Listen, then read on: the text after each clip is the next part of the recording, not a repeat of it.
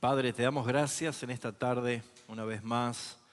Señor, nos sentimos bendecidos y privilegiados cada vez que nos reunimos a abrir las Escrituras, a aprender de ellas, porque como está escrito, tu palabra es viva y es eficaz, penetra hasta lo más profundo de nuestro ser. Y también dice que es inspirada por Dios y es útil, tiene una utilidad que nuestra naturaleza no puede alcanzar.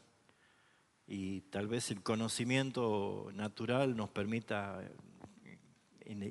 rellenar el intelecto o tal vez expresar una vida cognitiva, pero la verdadera transformación la hace tu palabra, porque es viva, Señor.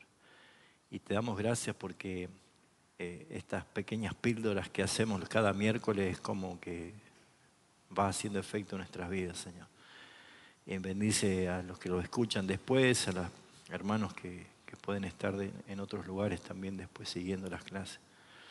Pero queremos darte gracias a ti, Señor, porque tú eres bueno. Tú eres claro cuando nos hablas, Señor. Y gracias por la vida de Pablo, que podemos tomar apertura y conocimiento, Señor, de lo que tú eres capaz de hacer con cualquier persona, conforme a tu voluntad. Te alabamos, te bendecimos por los méritos de Cristo Jesús. Amén. Bueno, clase 6. Hoy tenemos clase 6. Vamos a ir a Hechos de los Apóstoles, capítulo 20. Acá esta clase ya se llama el corazón pastoral de Pablo y su carga por la iglesia, ¿no?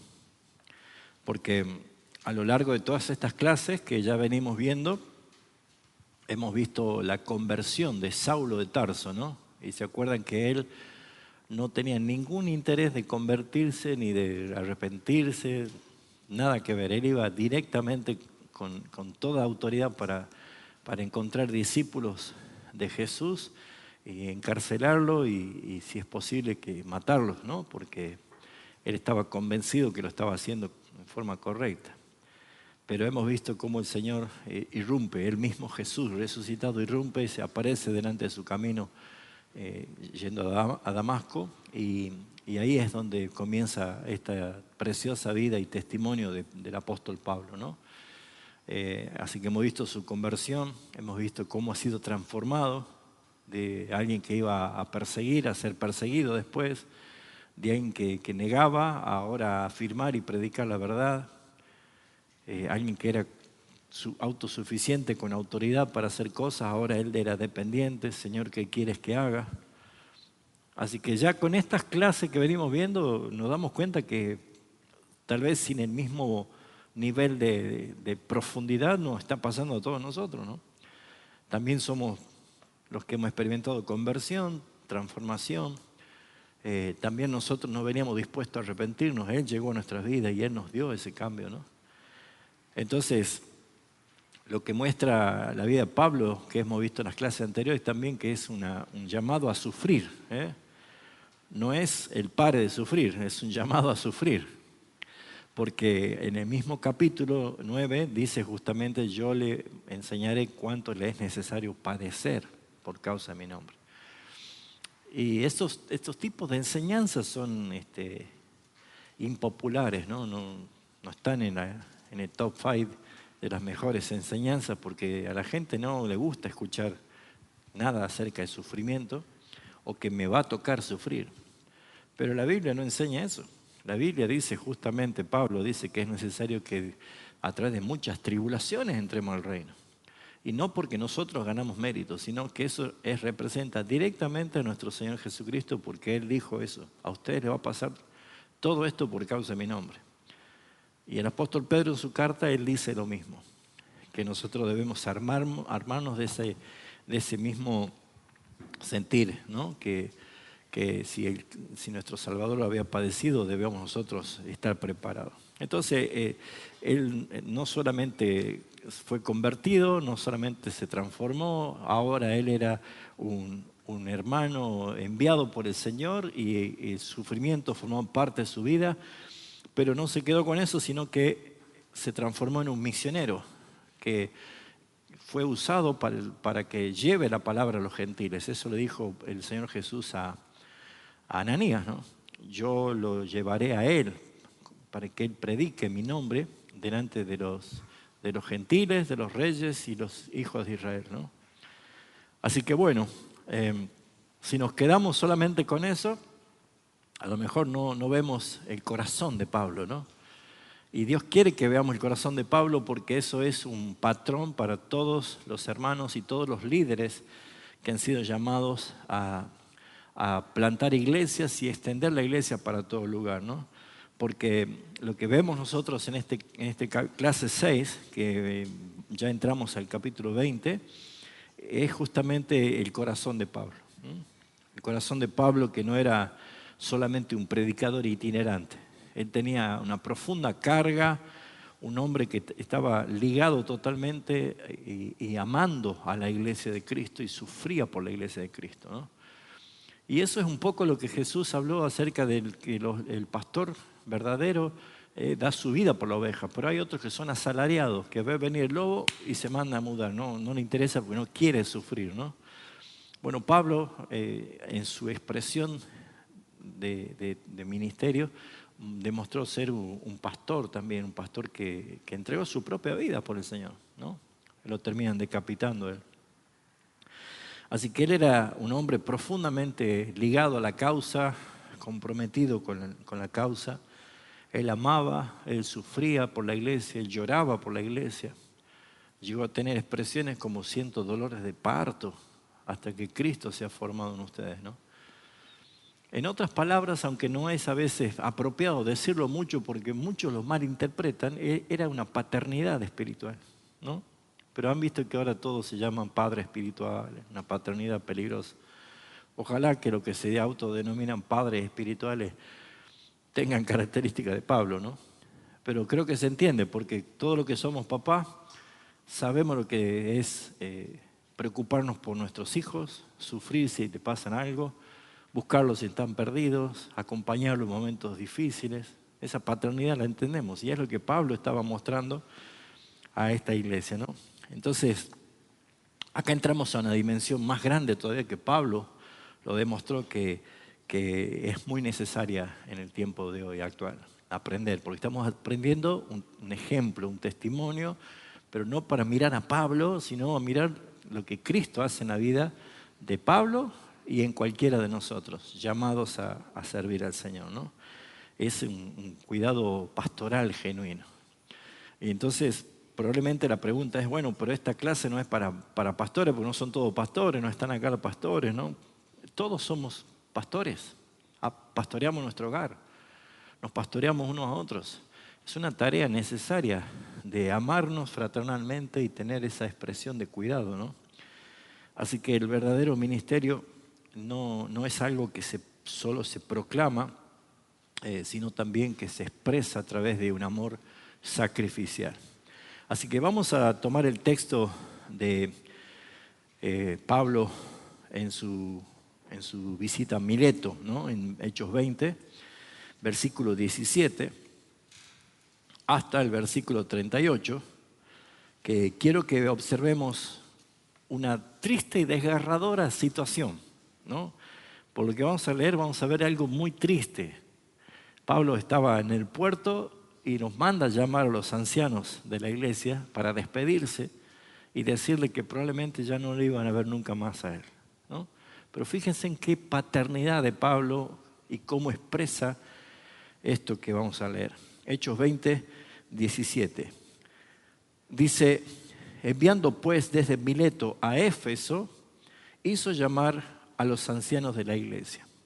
Como se darán cuenta, no tomaron un avión para ir rápido para allí, ¿no? Hacerlos llamar era esperar mucho tiempo de viaje hasta que lleguen, ¿no?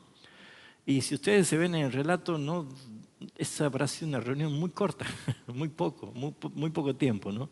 Pero cargado de una responsabilidad.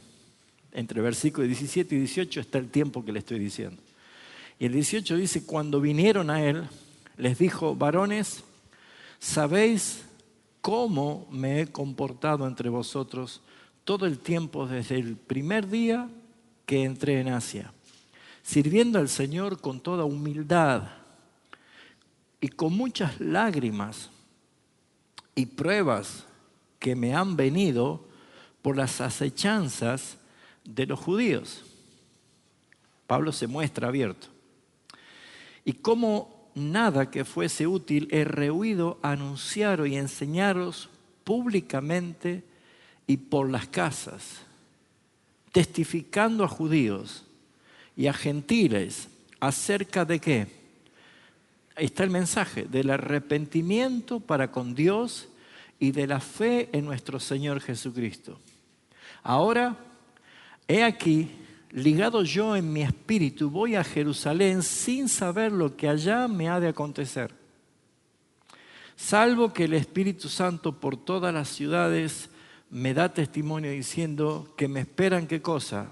Lindos momentos de bendición, de paz y de cariño. El Espíritu Santo ya le había anunciado qué es lo que le venían. Me esperan prisiones y tribulaciones. Yo creo que cuando leemos estos tipos de versículos, yo digo, ¿qué pasa por nosotros cuando somos llamados a entender que esos son principios aplicativos en nosotros? No sé si alguien subiría un avión, si el comandante cuando ya está sentado dice, bueno, vamos a tener un vuelo, pero no les aseguro que sea para nada tranquilo. Es muy probable que tengamos muy fuertes turbulencias, que hasta sea posible que perdamos la vida. Está tiempo de sacarse el cinturón y bajarse. Bueno, este no era el comandante, ni el piloto, ni la azafata. Este era el Espíritu Santo que ya le había dicho lo que iba a venir. Pero él decidió decir amén. Vamos.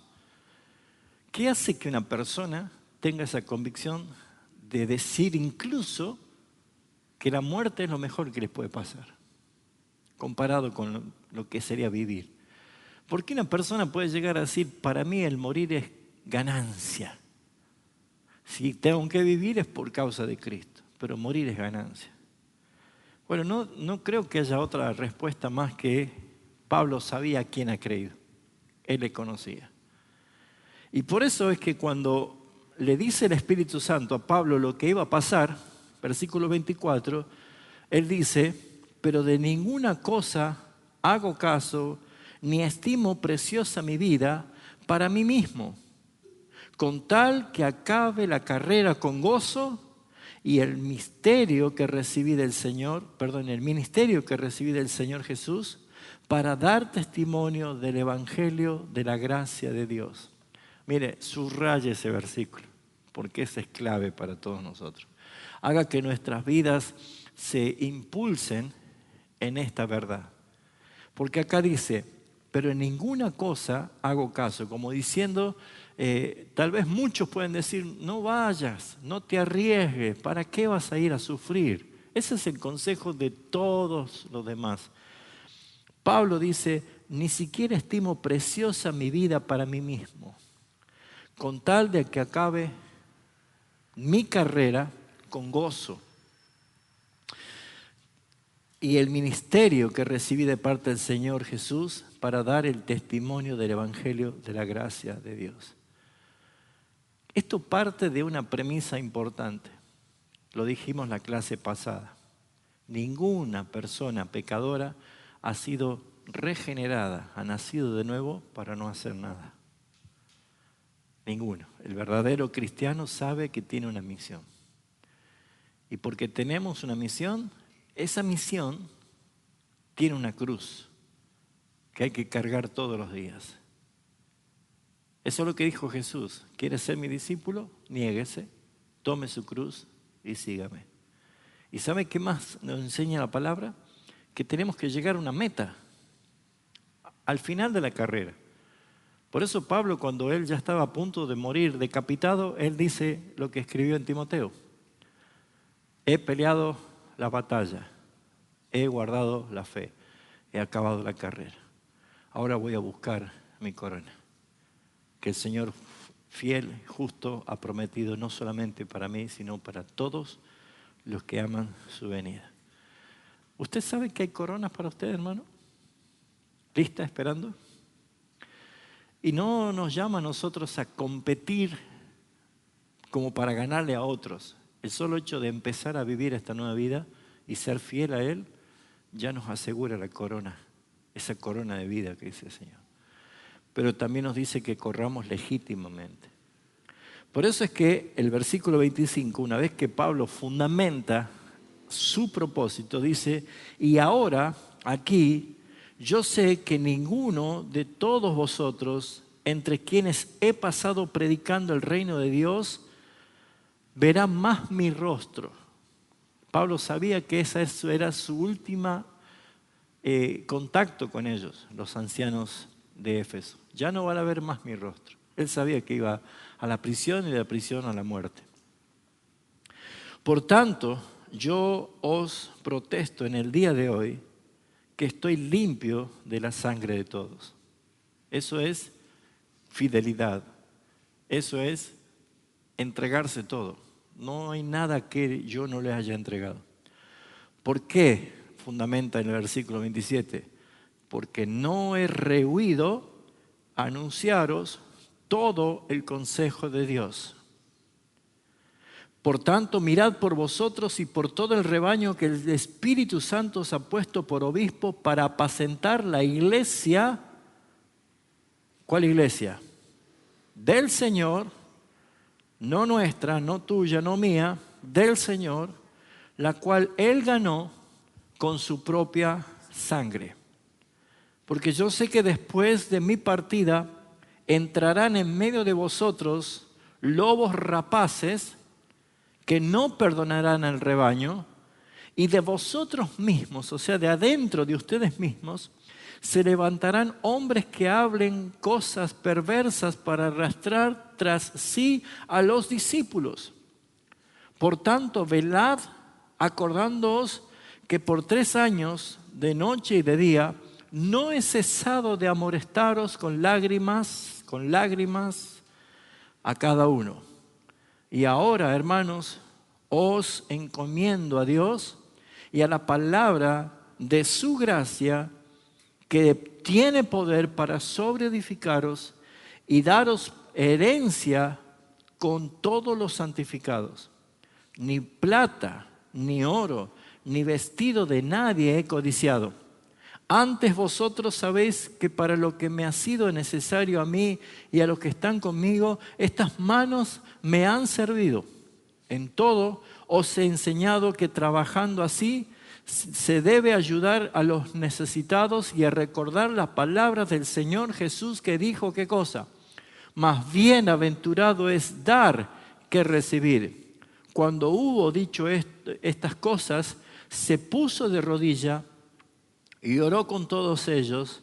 Entonces hubo gran llanto de todos, echándose al cuello de Pablo y le besaban, doliéndose de gran manera por la palabra que le dijo, de que no verían más su rostro, y le acompañaron al barco. Qué triste esta parte, ¿no? Pero qué tan profunda, tan entrada de verdades. Y acá Pablo es como que desgarra su corazón y lo muestra. Un corazón que amaba a la iglesia. Por eso es que nosotros vemos que Pablo no se movía por una emoción no fundamentada en su palabra, sino que él tenía una pasión y una carga por la iglesia. Fíjense en 2 Corintios 11, 28, un solo texto.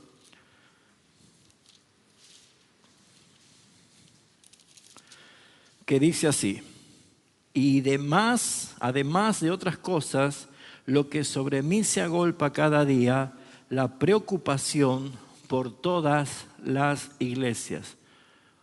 Pablo había visitado toda Asia y había hecho 3 veces viaje misionero. Y él pudo ver cómo el Señor edificaba su iglesia en cada lugar. Él solamente predicaba y luego confirmaba a los hermanos. Pero había un corazón inclinado. Por eso es que Pablo dice que además de todos los sufrimientos físicos que él había experimentado, tenía algo diario.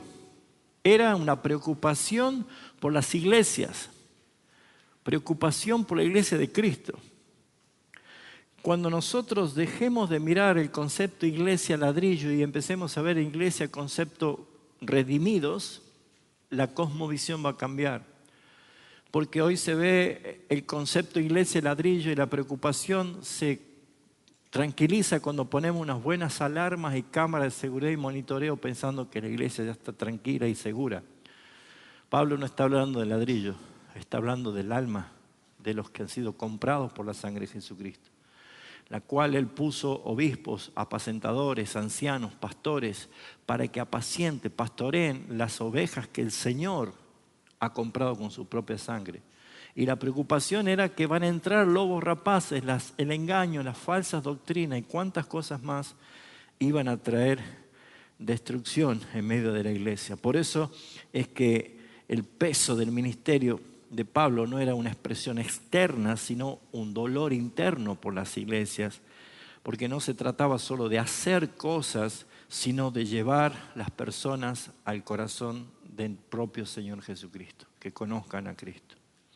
Entonces la palabra, esa preocupación, implica claramente una ansiedad santa, ¿sí? Esa ansiedad santa. Nos pasa a nosotros como padres cuando hoy tenemos, gracias a Dios, la posibilidad de comunicarnos con celulares, ¿no?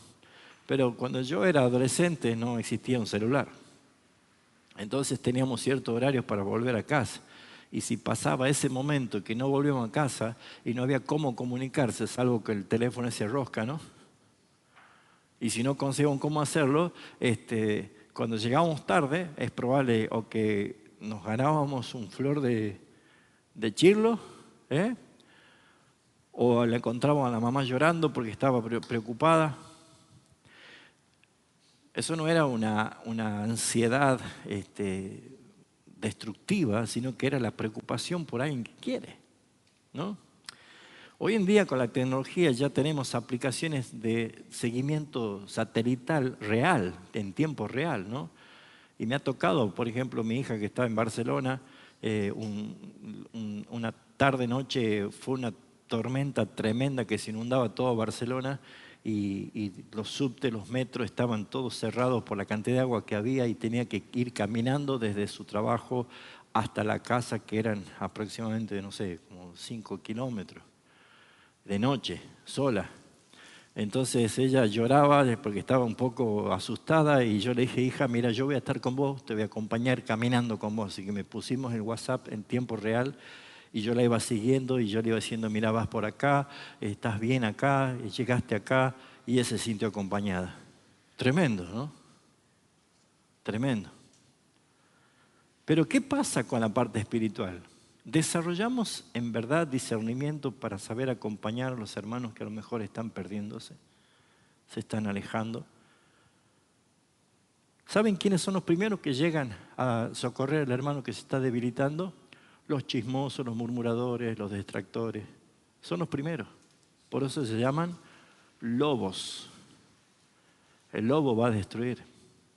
Pero nosotros tenemos que adquirir esa ansiedad y esa santa preocupación que tenía Pablo, que esa ansiedad no es pecadora, sino que es dirigida por amor, por responsabilidad espiritual y por un amor activo por la iglesia. Por eso que como padre debemos darnos cuenta que nos pasa a nosotros cuando pensamos constantemente en el bienestar de nuestros hijos y si algo le está pasando nos dolemos y nos sentimos. Entonces la pregunta es, ¿me duele la iglesia? ¿Me preocupa de la iglesia? ¿Me ocupa la iglesia? ¿Oramos por los otros creyentes? ¿Estamos nosotros atentos a sus necesidades? Pues mis hermanos, esa es nuestra tarea principal. ¿Y qué tenía Pablo? Una expresión que mostraba un corazón entregado a la iglesia de Cristo. Segundo, Pablo tenía un ministerio marcado por la humildad. Él tenía algo marcado por la humildad. Y allí en Hechos 20 justamente nos hace referencia a esto, que él, 20:19, ahí lo tenemos, dice, sirviendo al Señor con toda humildad y con muchas lágrimas. Y pruebas, 3 cosas para subrayar, humildad, lágrimas y pruebas. Por lo general el soberbio no pasa prueba ni tiene lágrimas. Busca su confort. Pero lo que vemos nosotros es que el liderazgo cristiano no es autoritario ni orgulloso, sino que es humilde. Debe entender que nosotros somos los que representamos a todos la presencia de Cristo, y Cristo es nuestro modelo, manso y humilde. Él es nuestro ejemplo. Por lo tanto, no debe confundirse el liderazgo con el control, el dominio o la posesión de un alma. No es nuestra. Dijo muy claro el apóstol Pablo, las ovejas que Cristo ganó con su propia sangre. Entonces, servir sin buscar reconocimiento es una necesidad. Estamos entrando en un tiempo donde yo anhelo que todos los hermanos que congregan tengan un servicio efectivo al Señor, pero simplemente por amor a Cristo y no buscando reconocimiento. Esa es nuestra naturaleza. La naturaleza quiere que se nos aplauda, quiere que se nos reconozca, quiere que estemos nosotros en cuadro de honor. Pero claramente el Señor Jesús nos dio el ejemplo cuando Pablo escribe en Filipenses capítulo 2, diciendo: haya pues en vosotros este mismo sentir que hubo en Cristo Jesús, el cual siendo igual a Dios, no aferró siendo Dios, no se aferró a ser igual a Dios como cosa que aferrarse, sino que se despojó a sí mismo, tomando condición de siervo. Esa humildad, esa humillación de Cristo es un modelo para nosotros, ¿no? Y otra cosa es liderar con el ejemplo. Liderar no por imposición. Un líder que camina solo no está siendo líder, está dando un paseo nada más. Por eso es que es importante que uno entienda que el liderazgo bíblico lleva y motiva a otras personas a imitar su proceder, a imitar su fe. Entonces lo que vemos nosotros es el corazón de Pablo mostrado también, que podría ser el hombre más arrogante, soberbio y tal vez inalcanzable por lo que él era. Por eso dice, no me hagan que yo me gloríe, porque si tengo que sacar mis títulos, ¿se acuerdan lo que hace en Filipenses? Eso yo lo tiré a la basura, dice, con tal de alcanzar el conocimiento del Señor. Ahora él era un hombre servicial, un hombre obediente, un hombre que decía amén a lo que el Espíritu Santo decía. Te esperan cárceles, te esperan prisiones y te espera la muerte. Por eso es que Pablo es un modelo a ver, es un modelo a seguir, por lo que Cristo ha hecho en el corazón de ese hombre. La pregunta es, ¿te has puesto a pensar que a lo mejor hay una persona en todo el planeta Tierra que te observa, que te admira, que quiere ser como vos, que quiere imitarte, y a lo mejor nosotros nunca nos hemos dado cuenta? Pues déjame decirle que por el solo hecho de ser hijo de Dios y haber sido nombrado por Jesucristo, vosotros sois la luz del mundo, es imposible no ser visto. Un verdadero cristiano es imposible no ser visto. ¿Sí o no? ¿Saben por quiénes son los vistos principalmente los cristianos? Por Satanás y sus demonios. Por eso él dijo, nuestra guerra no es contra carne y sangre. Y segundo, dice el Señor Jesús que por el testimonio nuestro muchos creerán. O sea, hay personas que te ven, te escuchan, te observan y a lo mejor no te lo dicen, pero dicen cómo quisiera ser como este hermano, cómo quisiera hacer lo que hace este hermano. Por eso es que debemos entender esta realidad de por qué el Señor nos llama a ser humildes. Sirvan con humildad. Sirven con humildad. Número 3, enseñanza fiel y completa. Pablo tenía algo maravilloso, algo que en verdad no podemos nosotros dejarlo pasar, porque allí en Hechos 20, 27, el apóstol Pablo está diciendo lo siguiente: porque no he rehuido anunciaros las cosas que me conviene de Dios para agradar a todos. ¿Han notado que por agradar a la gente, muchos predicadores carnales o débiles o falsos omiten cosas de la palabra? Y esto es por miedo al hombre. Esto es por miedo al qué dirán. No quiero caer siempre en lo mismo, pero hasta hace poco hemos escuchado a un mega comunicador a nivel mundial que ahora ya no es pastor, ¿se acuerdan? Omitiendo principios, ¿por qué? Por agradar a los demás.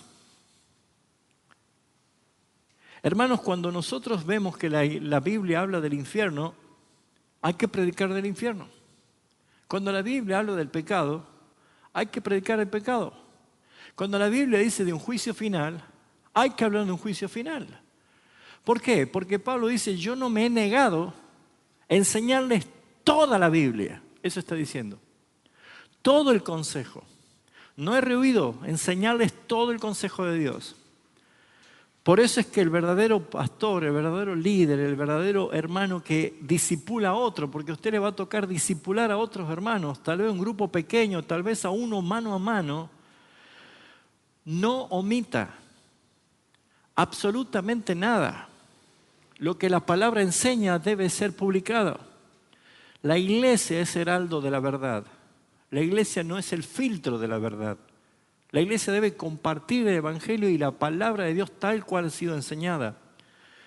Por eso es que hay muchas falsas iglesias, porque omiten predicar el consejo de Dios. Acomodan la palabra y la llevan para simplemente agradar a la gente. Por eso, mis hermanos, ser fieles y enseñar toda la palabra incluye todas las doctrinas. Enseñar todas las doctrinas bíblicas. A mí me entristece que en pleno siglo XXI, a esta altura del partido, aún hay cristianos que en su vida han escuchado la palabra doctrinas. ¿Sabían eso? No saben qué son doctrinas. No conocen cuáles son las doctrinas bíblicas. Y eso entristece, porque cada vez que se presentan en púlpito, muchas de esas no tienen Biblia, solamente tienen un celular y una toalla para secarse cuando transpiran. ¿Pero qué enseñan? ¿Qué se transmite? Pues el anunciar todo el consejo de Dios es enseñar todas las doctrinas. Para los que son papás de niños chiquititos, enseñen en doctrinas, no clasecitas de escuelita bíblica. Enseñen en doctrinas a los niños, porque es la base. Así como le enseñamos buena costumbre, le enseñamos a leer, a escribir, buenos modales, la palabra de Dios, según la Escritura, dice, enseñen desde niños. Deuteronomio 6. A levantarse, al acostarse en todo momento. Instruye al niño en su camino. Debe haber doctrina, debe haber corrección. La palabra es la espada de Dios. Tu palabra y mi palabra, tus buenos consejos y mis buenos consejos llegan al oído solamente. La palabra de Dios penetra el corazón. Entonces, antes de tener tantas ideas psicológicas en la cabeza para hablar a otro, cada vez que haya una necesidad, vaya a la palabra y aunque sea, lea textualmente la palabra que va a ser mucho más eficaz que lo que yo pueda decir. Por eso Jesús en todos los aspectos decía, escrito está. Y Pablo era uno de los apóstoles, entre todos los apóstoles, que más citó el Antiguo Testamento, en todas sus cartas, en todo el tiempo. ¿Por qué? Porque no es mi consejo el que vale, sino el consejo de Dios. Y debe haber advertencia. Nosotros somos llamados a ser atalayas, a anunciar el Evangelio y a percibir al que está yendo mal, a mostrarles cuál es la realidad. Por eso es que si uno va a un médico y el diagnóstico es duro, es difícil, ¿qué prefiere que le diga el médico? Está todo bien, siga tranquilo, no pasa nada, y le queda un par de meses de vida.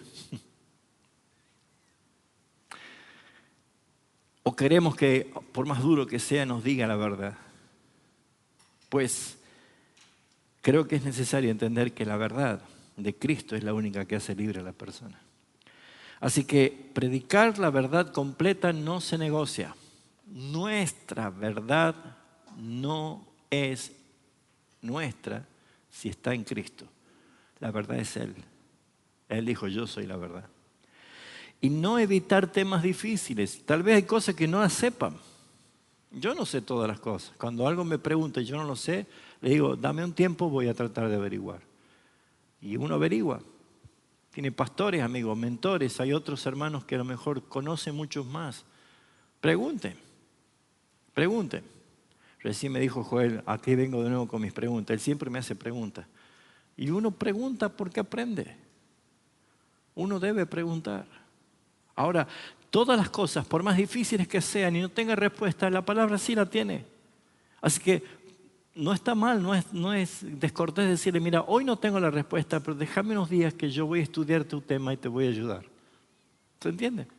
Eso es saludable y ayuda incluso a dar más confianza, porque le estás mostrando a esa persona que te vas a ocupar de buscar una verdadera respuesta concreta para ayudarla a esa persona. Por eso que se necesita entender el consejo de Dios. Número 4, la advertencia dura y triste que hace Pablo contra los falsos maestros y falsos profetas. Aquí vemos nosotros en el versículo 29 al 31 que en esta despedida que Pablo estaba teniendo con los líderes de la iglesia de Éfeso, le dice lo siguiente: yo sé que después de mi partida. ¿Cómo Pablo puede estar tan seguro? ¿Saben por qué? El versículo 23, en el contexto inmediato, dice que el Espíritu Santo le da testimonio. ¿Por qué Pablo podía decir esto? No estaba inventando, estaba mostrando el mismo patrón. Y si lo ve por todo Hechos de los Apóstoles, siempre el Espíritu Santo le está diciendo qué tiene que hacer, qué tiene que hablar, a dónde ir, a dónde no ir. Y el problema de las iglesias es que el Espíritu Santo lo han reducido en un cuadrito de una paloma blanca clavada en la pared y nada más. A una expresión desbordante de una euforia extraña que no tiene nada que ver con el Dios de orden. Por eso es que necesitamos empezar a ver lo que es el discernimiento en cuanto a esto. Porque Pablo advierte y claramente diciendo con seguridad, yo sé que después de mi partida entrarán en medio de vosotros lobos rapaces que no perdonarán el rebaño. La responsabilidad de los pastores es ser protectores y guardianes para que no entren lobos rapaces. Yo no comento a la iglesia todas las veces que a mí se me reofrecen de todos lados venir acá a dar enseñanza, que yo no sé quiénes son. Mire, yo tengo una palabra de Dios para mi vida. ¿Sabe cuántas veces escuché eso? Y acá en Tucumán hay un profeta que necesita hablar con la iglesia. ¿Saben que eso existe? Y está permanentemente. Incluso hay hermanos que pueden venir de otras congregaciones y están en las reuniones y después dice, ¿sabe, pastor? Yo quisiera decirle algo a la iglesia. Y le dice, y yo simplemente digo, mire hermano, dígamelo a mí porque yo soy el responsable de esta iglesia, de lo que la iglesia va a escuchar. Y no es soberbia. Pero Pablo decía, yo sé que después de mi partida van a entrar. Y vaya si no entraron. ¿Sí o no? Entraron. Y no solo que entraron, porque nunca va a haber falsos maestros si no hay quien los escuche. Y si hay falsos maestros es porque hay falsos creyentes. Pablo lo dice, los falsos hermanos. ¿Y por qué hay tantos falsos maestros? Porque hay muchos falsos creyentes. Y esto ya lo dijo Jesús. Muchos van por un camino ancho y espacioso que los lleva a la perdición. Por eso es que es necesario entender que el peligro no solamente es externo, sino también interno, porque dice después, versículo 30, y de vosotros mismos se levantarán hombres que hablarán cosas perversas para arrastrar tras sí a los discípulos. Estos son los creadores de divisiones. Estos son los que tienen mala intención con la iglesia. Arrastrar discípulos. Pablo habla exactamente lo mismo que Pedro en sus cartas cuando habla de discípulos débiles que son arrastrados. Niños espirituales. Ese es un problema. Por eso es que el discernimiento en este aspecto es lo que Pablo está diciendo a los ancianos de Éfeso. Deben tener un nivel de discernimiento para saber que hay lobos que van a querer entrar, pero hay dentro de ustedes que también se van a levantar con una intención de ¿qué? De hablar cosas perversas, quiere decir cosas mentirosas, fraudulentas, para arrastrar tras sí a los discípulos. Así que, ¿cuál es la solución? Primero nos dice que tengamos discernimiento. Segundo, que tengamos vigilancia.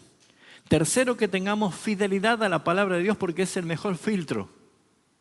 Cada vez que alguien te venga con una palabra de Dios y no te abre la Biblia, no es palabra de Dios. Punto. No, ni siquiera le preste el oído. Y si alguien te abre la Biblia y te va a hablar desde la Biblia, la palabra de Dios, usted sabe que uno puede sacar un texto y transformarlo en un pretexto. Usan la Biblia como un trampolín para lanzar sus ideas, no lo que Dios está diciendo. Por eso es que uno tiene que estar atento a las falsas enseñanzas. Y una de las cosas que estamos ya viviendo y que así va a ser el desenlace de la historia de la humanidad es lo que Jesús advirtió acerca de los tiempos del fin. Mirad que nadie los engañe. El más grande de todos los engaños ya está a la puerta.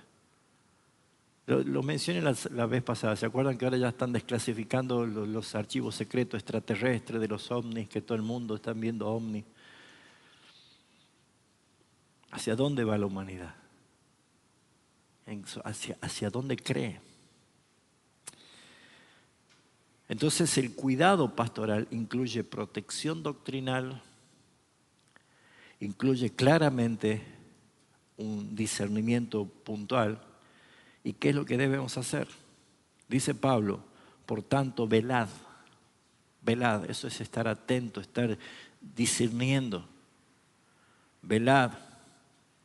Acordándoos de que por 3 años de noche y día no he cesado de amonestaros con lágrimas a cada uno. ¿Qué está diciendo? Todo lo que les enseñé por 3 años, que a veces hasta me llevaba las lágrimas, que los amonestaba, o sea, los corregía con amor, se tienen que acordar de eso cuando vengan estos mentirosos. ¿Por qué? Porque es el fundamento doctrinal lo que no va a estar firme. ¿Se acuerdan lo que dijo Jesús de los 2 cimientos? Aquellos que oyen mi palabra, pero no las hace, es un hombre insensato que construyó sobre la arena su casa. Vinieron los ríos, descendieron las lluvias, soplaron los vientos y la casa cayó y fue grande la ruina. Pero usa el mismo lugar, el mismo ejemplo, la misma expresión de golpe, ¿no? Para alguien que oye y presta atención y pone en práctica. Construye su casa sobre la roca. Lucas dice, ahondó, cavó hasta llegar a la roca. No cayó. Y es lo que Pablo está diciendo. Van a soplar vientos fuertes, van a venir lluvias y ríos grandes, impetuosos, le van a golpear. Pero ¿saben quién van a permanecer firmes? Lo que él escribió en Corintios. Dice, si tu fundamento es Cristo, mira cómo estás sobreedificando. Cómo estás haciendo de tu vida algo sólido. ¿Vamos bien? Número 5. Un amor expresado con lágrimas. Pablo claramente aquí está mencionando, ¿no? Ese amor expresado por lágrimas. Dice, no he cesado de amonestar a cada uno con lágrimas, con lágrimas. Porque ese amonestar lleva implícita la tarea de los papás con un niño. Formarlos, enseñarlos, educarlos. El padre corrige a un hijo. Y a veces corrige con dolor. No con una dureza fría, con dolor genuino, pero esperando el fruto, esperando el resultado de la disciplina. No es casual que Hebreos 12 hable de que el que quiera ser hijo de Dios debe saber que el Padre a quien ama disciplina. Azota y castiga al que recibe por hijo, ¿no? Bueno, así llegamos a la vida. Apenas nacemos nos dan un chirlo, ¿no?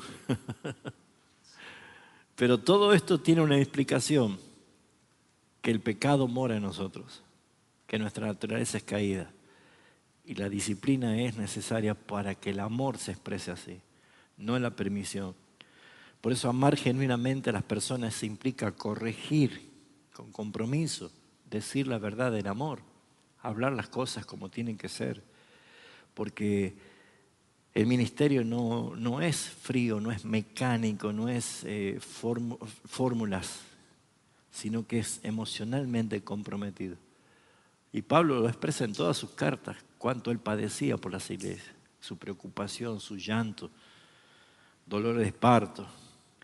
Y estamos viviendo en este tiempo, mis hermanos. Hay un tiempo así que se ve muy poco amor por la iglesia.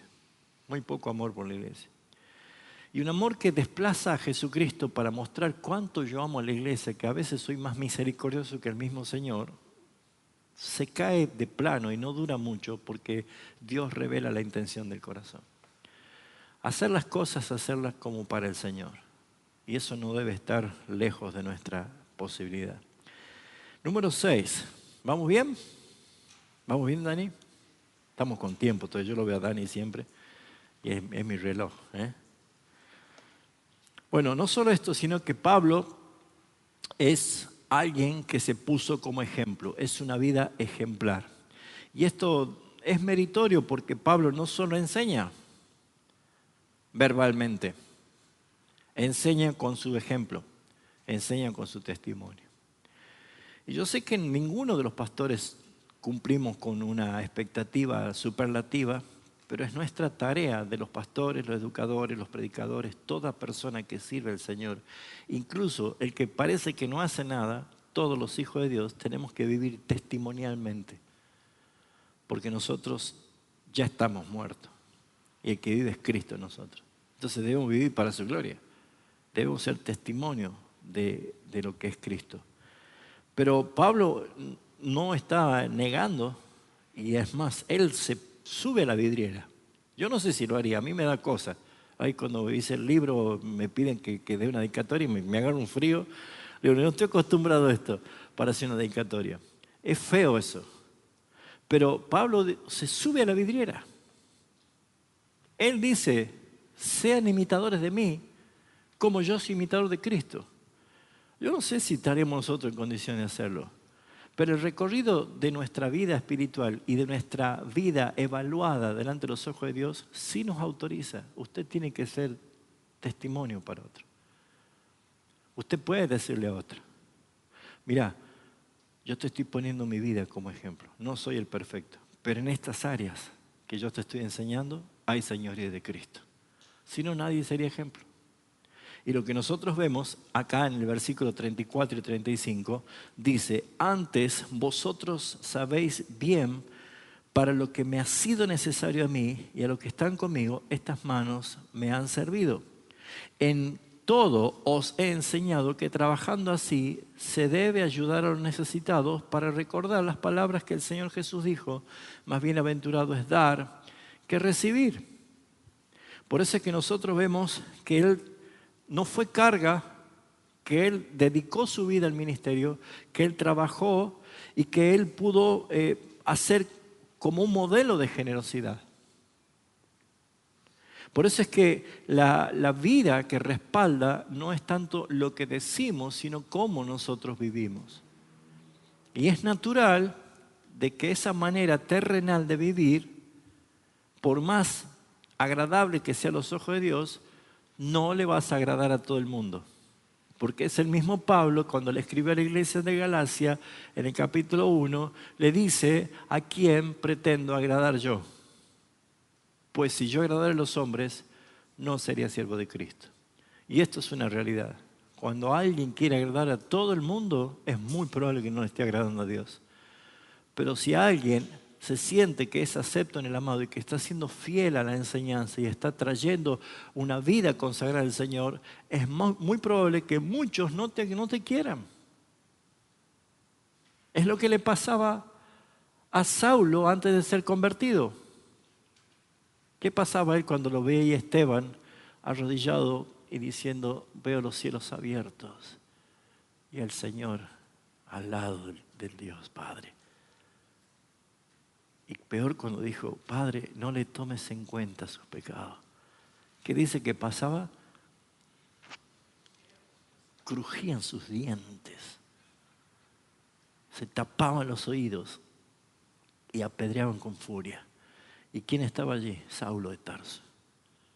A los pies de él dejaban todos así las ropas para poder apedrear cómodo, ¿no? Y comienza el capítulo 8:1 diciendo, Saulo, aún respirando, amenazas de muerte. respirando amenaza de muerte. Cualquier persona que porte el nombre de Cristo y que sea identificado como alguien testimonial de Jesucristo, se va a ganar gente que los odie, que los aborrezca. Jesús lo dijo. Cuando los insulten, los difamen, los vituperen, los encarcelen, los golpeen y los maten por causa de mi nombre, son bienaventurados. Por eso es que la vida que respalda el mensaje es importante en ese testimonio coherente de lo que se está enseñando. Así que nuestra tarea es ser coherentes, es vivir lo que enseñamos, y por eso es que necesitamos nosotros aplicar estos principios.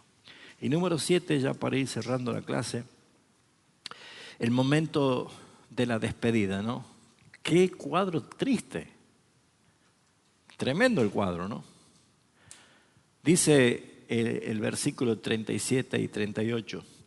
Entonces, vamos a leer el 36. Cuando hubo dicho estas cosas, se puso de rodillas y oró con ellos. Trata de imaginarse ese cuadro. Ahí en el puerto nada más. O sea, el barco estaba allí, habían venido los ancianos de Efesios y Pablo les da esto, le dice esto. ¿Cuántos minutos habrá durado esta charla, no? ¿Cuánto tiempo? Y se arrodilla Pablo, se arrodillan todos y empieza a orar. El versículo 36 no dice que oró. No dice que oró, pero dice que sí oró. Y eso me recuerda a Deuteronomio 29:29, que las cosas secretas pertenecen a Jehová. Las reveladas son para nosotros. ¿Está ahí la oración que Pablo hizo? ¿Por qué? ¿Por qué? Porque eso es algo secreto de Dios. Eso es algo secreto de Dios. Si Dios hubiese querido, hubiese publicado la oración. Tenemos la oración más importante de toda la historia en Juan 17, la oración de Jesús. ¿Y no está la oración de Pablo?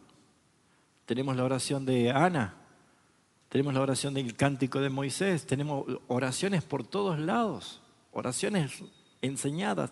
La leemos, la tenemos en la Biblia, pero no está la oración de Pablo. ¿No le hubiera gustado escuchar y saber qué dijo allí? Estaría bueno, ¿no? Pero solamente dice que se puso de rodillas y oró con ellos. ¿Puede entender cómo habrá sido la oración de Pablo para que en ese momento dice que hubo un gran llanto? ¿Hubo un gran llanto? Yo creo que Dios guarda estas cosas en su secreto para que nosotros no copiemos a otros en esos modelos, sino que experimentemos lo genuino del Espíritu Santo hablando a través de los que realmente sienten carga y pasión por la iglesia. Es el secreto de Dios. Porque ahí se cumple el principio que Jesús dijo en Mateo 6. Tú cuando ores, no seas como los hipócritas, que aman estar parados en las plazas para que todo el mundo lo vea.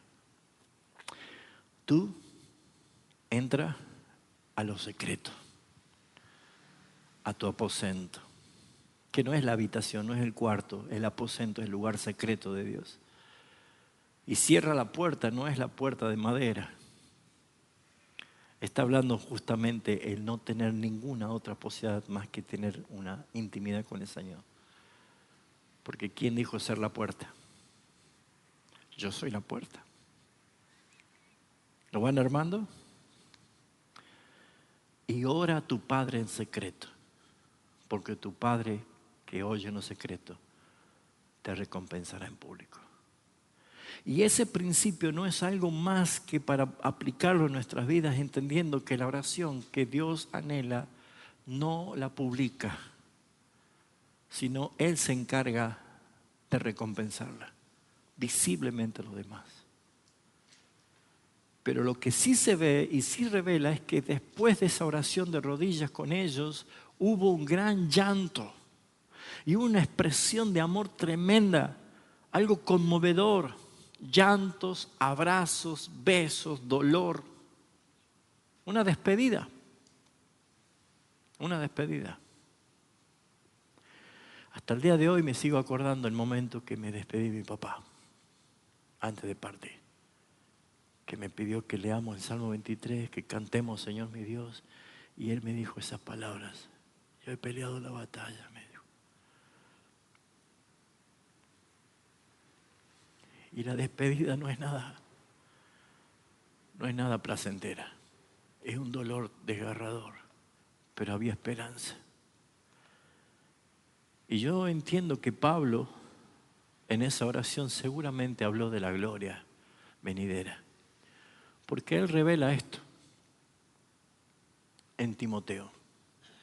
Yo voy a buscar mi corona y no hay una corona solamente para mí. Es para todos los que le aman al Señor. Se echaron al cuello de Pablo y le besaron. Y doliéndose en gran manera, porque la palabra le dijo que no verían más su rostro. Y le acompañaron al barco. Por eso, mis hermanos, el ministerio verdadero, el que es llamado por el Señor, genera vínculos verdaderamente profundos. Verdaderamente profundos. Que no lo destruyen las circunstancias. Por eso es que el valor de la relación que hay en la iglesia es muy importante. Es muy importante. No tratar a la iglesia como algo superficial, como algo rutinario, como que me veo con el otro domingo y nada más, sino cultivar una relación de piedras vivas, edificadas por Cristo como el templo del Dios viviente. Por eso, mis hermanos, para ir cerrando, me quedan las preguntas para hacerles, pero amar la iglesia no es solo asistir sin involucrarse o comprometerse, porque son dos cosas diferentes. Yo siempre doy el ejemplo del huevo y la gallina, ¿no? ¿Se acuerdan? Si yo pongo en un plato huevo frito y un pedazo de jamón, hay dos personajes, ¿no? Uno que se comprometió y otro que se involucró. La gallina se involucró porque puso el huevo y se fue. Pero el chancho, para hacer jamón, tuvo que morir. Ahí se está comprometido ese, ¿no? Entonces, salir de ese estado de confort, de ese lugar de involucramiento solamente y dar el paso a la consagración.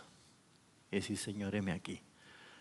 Para hacer eso, debe suceder lo que dice Pablo acá. Dice en el capítulo 20,